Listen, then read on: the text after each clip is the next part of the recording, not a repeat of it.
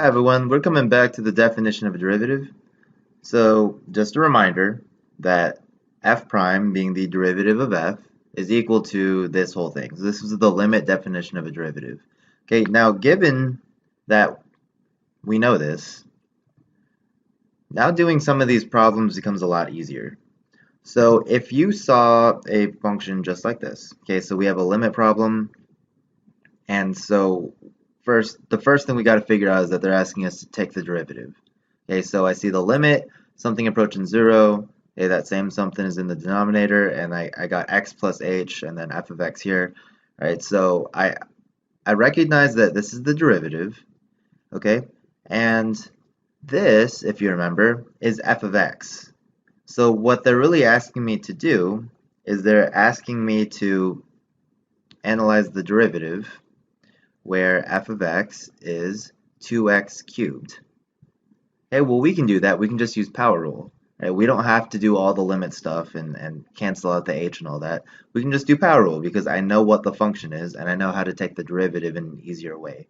So the answer to this, we can just jump straight to the answer, is 6x squared. Right? Same thing down here for example B. Right? I know that it's minus f of x. So I know that f of x is defined to be cosine of 5x. Right? And I can take the derivative of cosine of 5x. It's negative sine of 5x. And then because of chain rule, now I take the derivative of the inside, so times 5. Right? So last one here.